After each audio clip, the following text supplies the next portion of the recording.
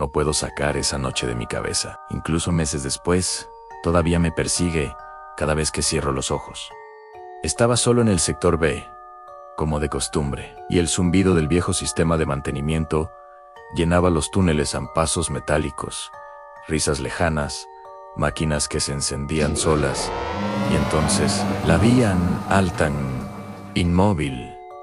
Pero, de algún modo, consciente, no tenía un rostro real, solo un reflejo cambiante sobre el metal pulido de los cables y las paredes. Tal vez fue el cansancio, o las luces parpadeantes jugando con los marcos oxidados, pero la sensación de ser observado, esa fue real.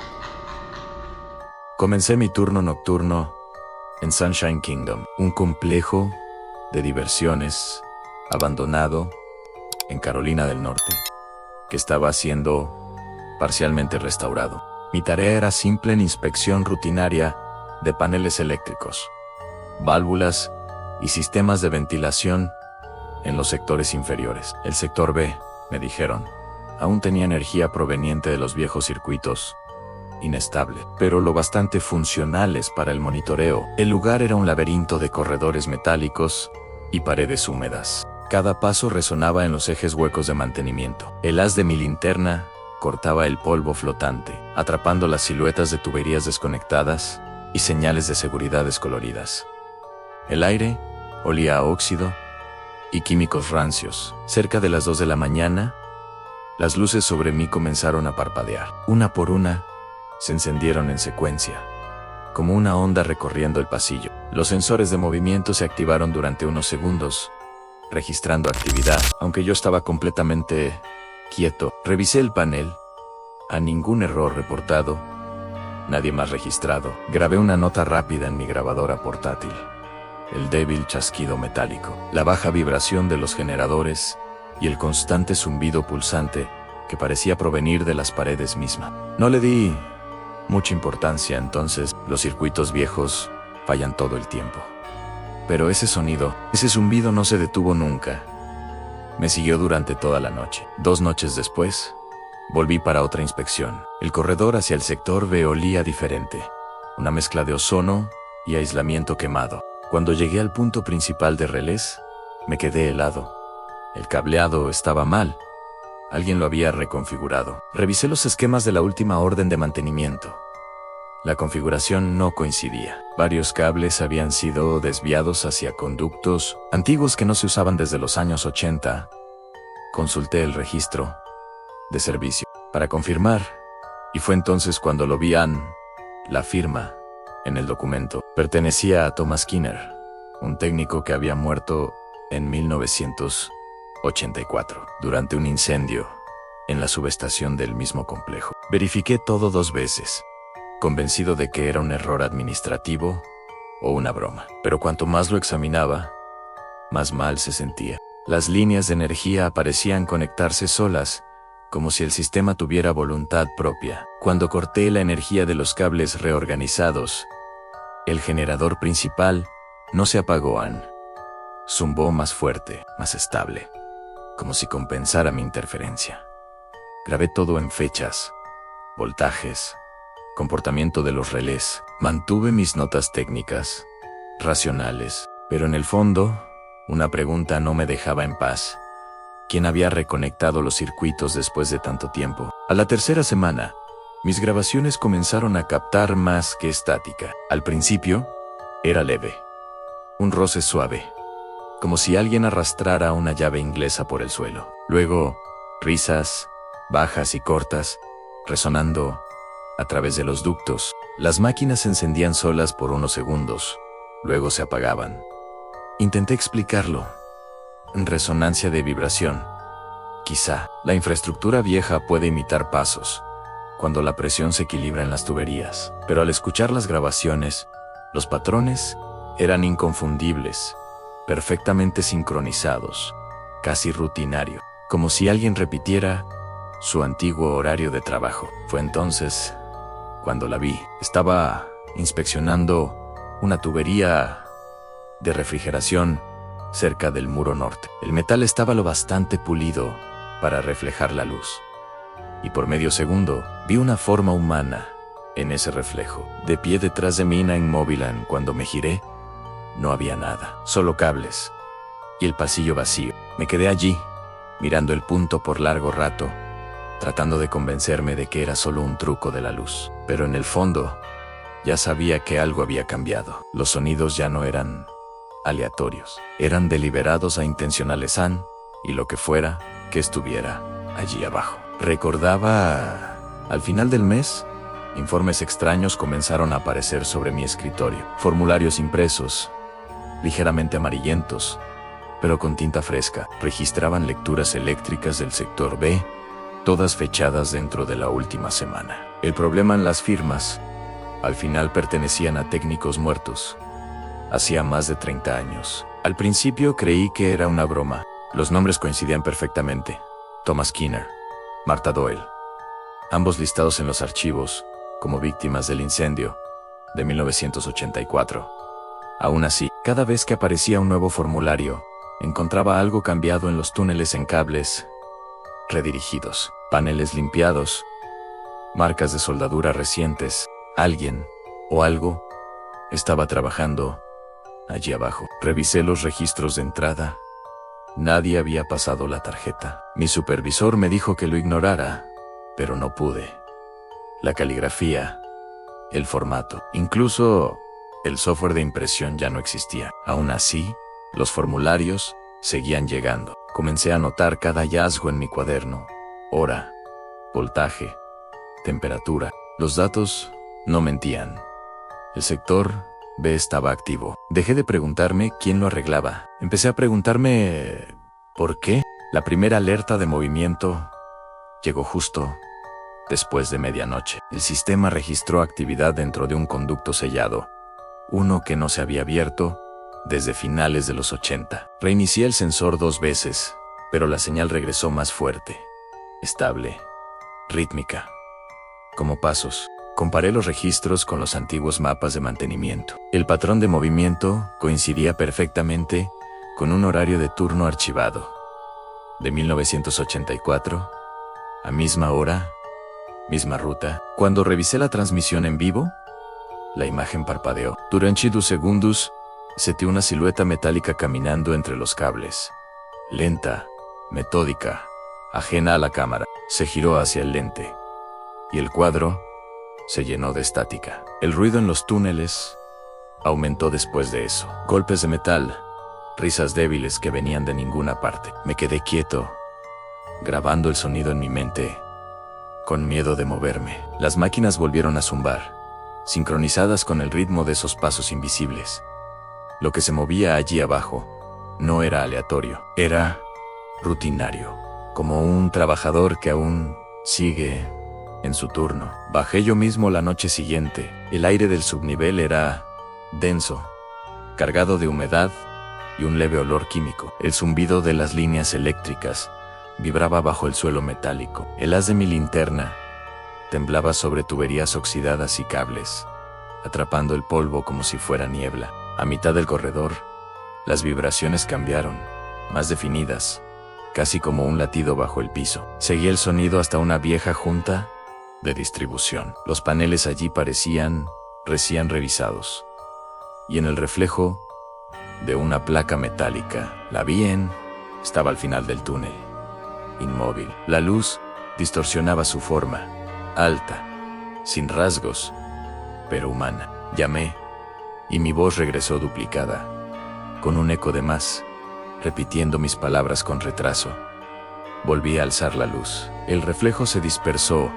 Había desaparecido. Anoté todo: distancia, temperatura, sonido.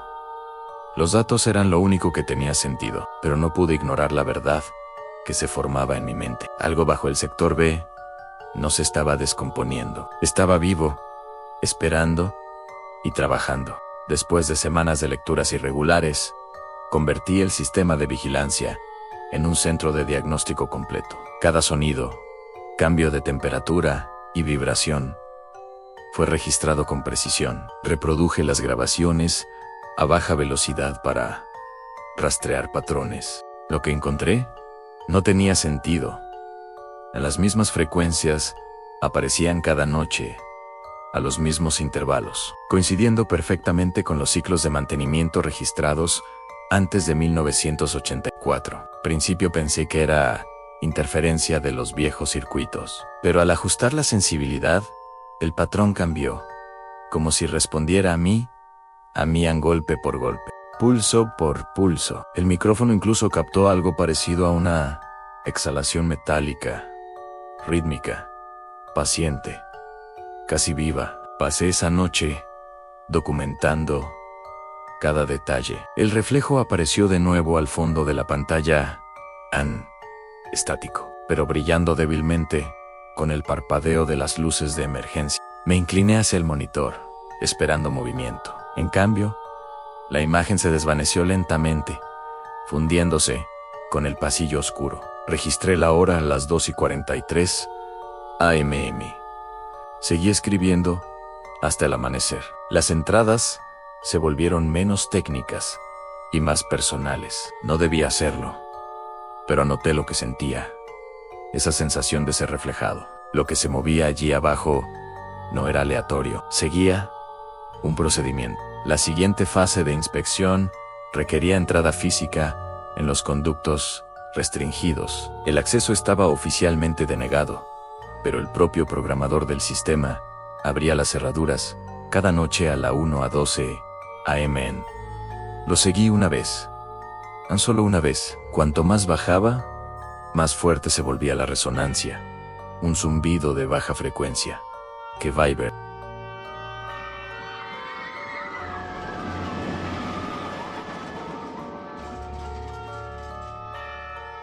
Es extraño escuchar de nuevo las luces del parque después de tantos años. La nueva compañía lo llama una Geapecturau Technicau, acceso limitado, solo para evaluación interna. Contrataron un equipo de seguridad privada, nos dieron radios, cámaras corporales y el mismo horario que el antiguo personal usaba antes del incendio. Mirrorland, dijeron, todavía tenía potencial. En mi primera noche, el operador del centro de control, un tipo llamado Reed, me envió a investigar una anomalía cerca del Salón de los Espejos. Solo un fallo de movimiento, dijo, con la voz distorsionada por la estática. Tomé la linterna y crucé el paseo central vacío, atracciones cubiertas con lonas, el viento jugando con viejas banderas. Dentro del Salón de los Espejos, cada reflejo parpadeaba bajo las luces de emergencia. El aire se sentía eléctrico. Entonces, lo escuché, un sonido suave, irregular, como pasos detrás del vidrio. Mi radio siseó y, entre el ruido, una voz femenina susurró algo que no pude entender. El sonido no venía del pasillo, venía de los altavoces sobre mi Me quedé inmóvil, mirando mi reflejo, pero no se movía cuando yo lo hacía. El manual de entrenamiento lo decía claramente: si ves un reflejo sin un cuerpo correspondiente, regístralo y continúa. El vidrio antiguo puede causar errores ópticos. Eso fue lo que me repetí. Pero la primera noche que registré uno, no pude convencerme de que solo fuera un error del cristal. Ocurrió alrededor de las 2:40 alto, en la cámara del corredor B, 7M, mostró movimiento. Una figura pasando entre los espejos. Alta, lenta.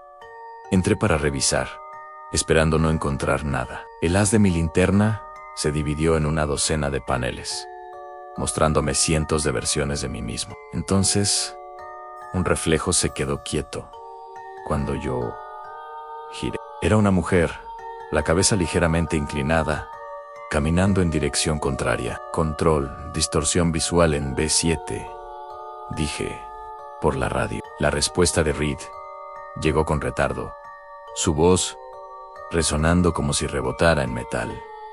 Copiado. Registra el incidente. No te quedes ahí mucho tiempo. Lo anoté en mi informe en reflejo femenino. Altura aproximada 1.7 metros. Sin fuente física. Intenté olvidarlo, pero su imagen me siguió en el brillo de cada pantalla desde entonces. Para la tercera noche, la estática era constante. El intercomunicador se encendía solo, zumbando como una radio entre emisoras. Luego, melodías débiles comenzaron a filtrarse entre el ruido, una canción de carrusel, risas, viejos jingles del parque que no sonaban desde hacía décadas. Reed se mantuvo tranquilo, tecleando en su consola. Probablemente interferencia de frecuencia cruzada, dijo, ajustando la ganancia. Pero las voces tenían ritmo, sincronía, y a veces decían nombres en una vez. Escuché el mío. Rastreábamos la línea y descubrimos que estaba conectada a un circuito muerto del antiguo sistema de anuncios públicos. Reed ejecutó diagnósticos, negando con la cabeza. Este canal ni siquiera debería tener voltaje, lo silenció. Pero el sonido regresó una hora después. Más claro, esta vez no era música, era una grabación de una mujer riendo suavemente, repitiendo una frase que me heló. Enciendan las luces. Otra vez Reed me miró y murmuró. Eso está en los registros del incendio de 2012. Fue la última transmisión antes de que la línea muriera. El sensor 03 byte se activaba todas las noches exactamente a las 3:07 alto M. A los registros de movimiento mostraban siempre el mismo patrón, actividad dentro del Salón de los Espejos, mucho después de haberlo sellado. Fui allí otra vez, esta vez con Reed monitoreando de forma remota. Movimiento confirmado, dijo, por el auricular. Sé metódico, Álvarez. Su voz era plana, profesional, el tono de alguien intentando no sonar asustado. Barrí las paredes espejadas con la linterna. Mi reflejo centelleaba, multiplicándose hasta el infinito. Entonces, una de las sombras, una que parecía yo, no siguió mis movimientos. Giró hacia el lado opuesto. Reed, susurré, creo que hay alguien aquí dentro. La estática respondió. Las radios crepitaron con señales superpuestas, como si dos voces hablaran por el mismo canal en una actual, otra grabada. Las luces titilaron, y cada espejo se llenó con la misma imagen, en dos guardias de seguridad de pie, lado a lado, Reed y yo, aunque yo estaba solo. Cuando el sistema se reinició, el registro de movimiento se borró. Solo quedó la marca de tiempo. Las 3:07 alto M. Reed dijo que haría un diagnóstico. Observé los monitores mientras cargaba las viejas grabaciones, registros de mantenimiento de antes del cierre del parque. El sonido era granulado, saturado de estática. Luego, clara como el día, una voz femenina rompió el ruido. Todavía estoy dentro. Reed se quedó helado. La marca de tiempo en la grabación decía 2012, -05, -14, -L, anoche del incendio. Verificó la señal y confirmó que el canal había sido desactivado años atrás, sin entrada actual, sin conexión con ninguna frecuencia activa. Reproducimos la cinta de nuevo. Misma voz, misma frase, sin distorsión. Reed me miró, pálido, murmurando que ella había trabajado en el Salón de los Espejos. Quise creer que era solo corrupción de datos, una interferencia del sistema antiguo. Pero la voz no sonaba vieja, sonaba presente. Antes de apagar el canal, dijo algo más bajo a no me encierren. A la mañana siguiente, la corporación envió un memorándum. Toda voz no identificada debía ser respondida con la frase clave operación en curso. Nada más. Sin respuesta personal. Sin investigación. Durante mi siguiente patrulla, seguí el protocolo. Cada vez que alguien susurraba mi nombre entre la estática, respondía con el código. El sistema hacía un clic cada vez, como si me respondiera también. Reed dijo que la interferencia saltaba de canal en canal, viajando por toda la red de cableado. Desconectó 3 radios, y aún así, escuchó una voz resonando desde uno que ni siquiera estaba encendido. Esta vez, lo llamó a él por su nombre. Me miró desde la consola.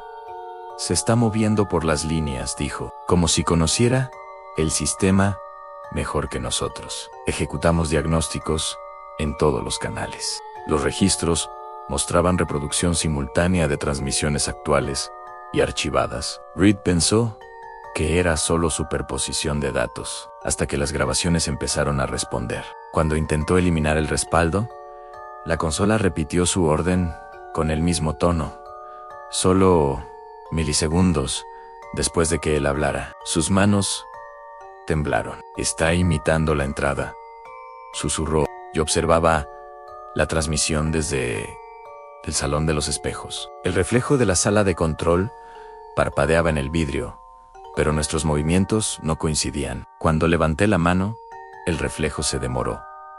Y luego, saludó primero. Reed susurró: «Eso no es un retraso». Al segundo siguiente, nuestras radios se activaron solas. Una voz, la suya propia, habló: «Han eliminación del archivo, confirmada han».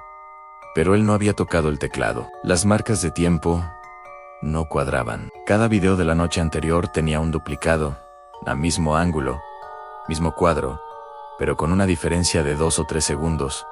Uno estaba etiquetado normalmente. El otro llevaba el título Interna Mirror Feed, transmisión interna de espejo.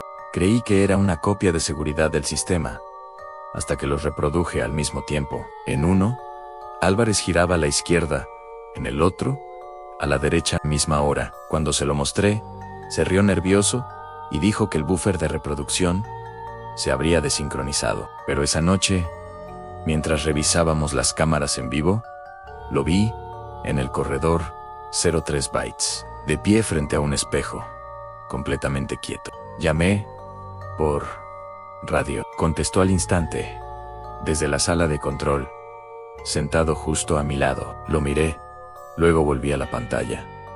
Ambos Álvarez giraron la cabeza al mismo tiempo. Él se quedó helado en el hombre. A mi lado murmuró: «Ese no soy yo». «La radio», crepitó una voz suave, femenina. Dijo Sigan, mirando el reflejo por primera vez.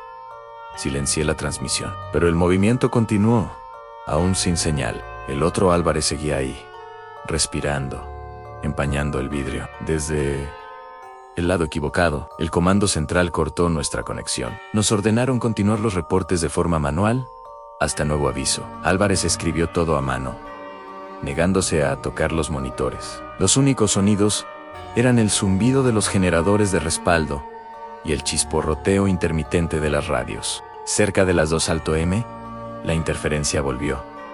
Fragmentos de antiguos reportes, superpuestos. La estática formaba frases completas. Mi propia voz de noches anteriores. Escuché atentamente. No era reproducción aleatoria. Seguía nuestros movimientos, repitiendo los segundos antes de que ocurrieran. Cuando hablaba, la voz repetía mis palabras, con un retardo que se acortaba, como si el sistema predijera mi discurso. Álvarez entró en pánico. Insistió en que aún había alguien dentro de los corredores de espejos, cumpliendo las viejas rutas de patrulla. Juraba ver haces de linterna moviéndose detrás de los paneles, en ritmo inverso al nuestro. Rastreamos la interferencia. Conducía a una línea de audio inactiva desde 2012, en la cabina del operador, que se incendió. La de la mujer cuya voz dijo: «¿Todavía estoy dentro?»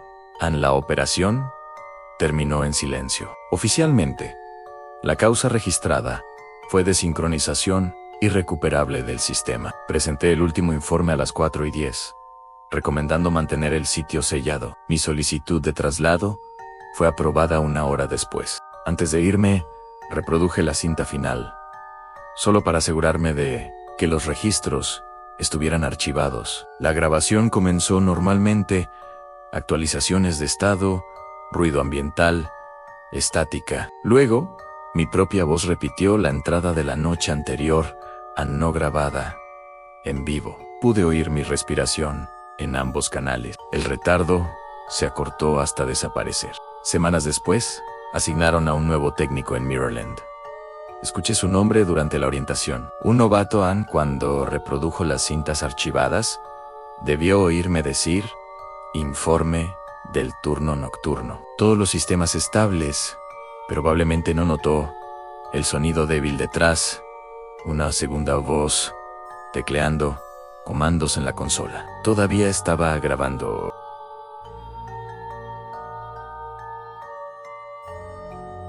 Todavía veo a ese payaso, no como un disfraz, sino como algo fusionado con la propia noche. Sus hombros estaban inclinados hacia adelante, su postura rígida, esa sonrisa pintada, demasiado amplia, tan amplia que se volvía imposible saber si estaba sonriendo o simplemente observándome. Las luces de la montaña rusa parpadearon, y cada reflejo en los rieles pulidos acercaba su figura, más humana, pero aún imposible. Sus ojos no eran normales, eran demasiado blancos, demasiado quietos, como si la pintura y el vidrio hubieran absorbido algún tipo antiguo de conciencia. El aire a mi alrededor se volvió pesado, húmedo, casi pegajoso, como si el parque mismo contuviera la respiración. Cada paso que daba hacía que su sombra se extendiera en la dirección equivocada, y por un momento insoportable, juré que se movía solo para verme mejor. Me entregaron las cintas de seguridad originales de Fairview Hills, 25 años de polvo sellado en carretes magnéticos. Las imágenes estaban llenas de estática y deterioro, pero podía distinguir las siluetas de familias, niños, risas congeladas en el fotograma Anne. Y entonces, lo vi, un payaso, inmóvil, al fondo del paseo. Volví a aparecer en la siguiente cámara. Y otra vez, siempre mirando directamente al lente. Diferentes ángulos, misma postura, mismo enfoque vacío. No había registro de ningún intérprete con ese disfraz. Tomé mis notas, pero me temblaban las manos. Cuanto más observaba, más parecía ensancharse su sonrisa pintada entre los fotogramas, como si la cinta respirara. Me repetí que era compresión, un truco de luz. Pero cada destello de esas bombillas traía ese rostro más cerca de mí, esperando dentro del celuloide. Para la tercera noche, estaba seguro de que algo andaba mal con las grabaciones mismas. El payaso aparecía en casi todas las cámaras, a menos de 15 metros del paseo, inmóvil, pero siempre más cerca del lente. A veces su hombro se deslizaba por otro encuadre demasiado rápido para un actor, demasiado preciso para ser coincidencia. Mi productor dijo que era un reflejo del lente, pero cuando pausé la imagen, su reflejo llenó el vidrio alrededor de mi propio rostro en el monitor. Comencé a apagar las luces del estudio. No sirvió de nada. Cuanto más observaba, más frío se volvía el aire, como si la cinta tuviera su propia temperatura. Hay un momento marca de tiempo, las 10:41 de la noche, donde juro que puedo ver mi reflejo de pie detrás de él. Restauramos el audio de las cintas. Después, no esperaba nada, solo el zumbido bajo de los sistemas eléctricos del parque. Pero en los silencios entre la estática, había algo débil. No era voz, era respiración. Y luego, tenuemente, el ritmo de una risa infantil. Revisé la forma de onda, estaba incrustada profundamente en la pista. Imposible de editar o falsificar sin alterar el original. La risa coincidía con la canción temática del paseo The Laughing Lights. Misma tonalidad, mismo compás. Entrevisté al ingeniero de sonido que había instalado el sistema. Me dijo que esos carretes de prueba no eran de Fairview Hills, en absoluto. Habían sido reutilizados, copiados de un carnaval, décadas antes de que Amelia Croft desapareciera. Dijo que la empresa quebró después de un incendio en una atracción. No le pregunté más. No quería saber qué dejó el fuego atrás. Investigar los viejos registros de carnavales se volvió mi obsesión. La pista de risa, incrustada en el paseo, dijeron, se usaba décadas atrás en espectáculos itinerantes, mucho antes de que Fairview Hills existiera. Lo extraño era que nunca se había asociado directamente con niños, solo con artistas y maquinaria. Rebuscando en viejos periódicos, encontré relatos de espectadores que describían a un payaso inmóvil, observando, incluso antes de que Amelia desapareciera.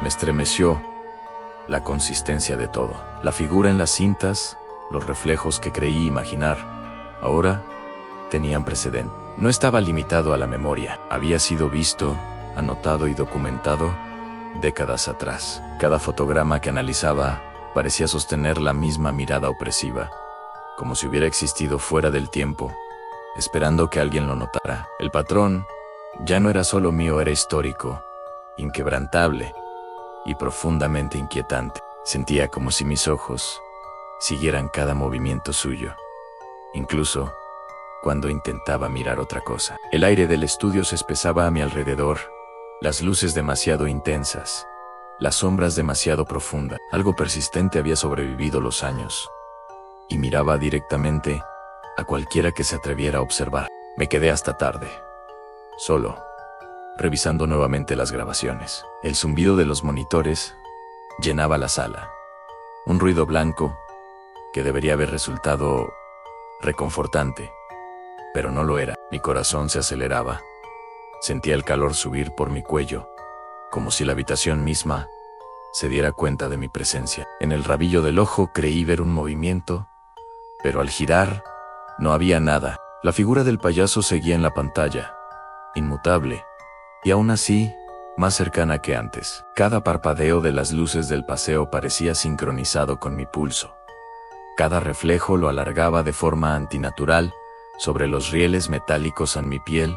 Se erizó. Era consciente de cada músculo, cada sombra proyectada por mi propio cuerpo.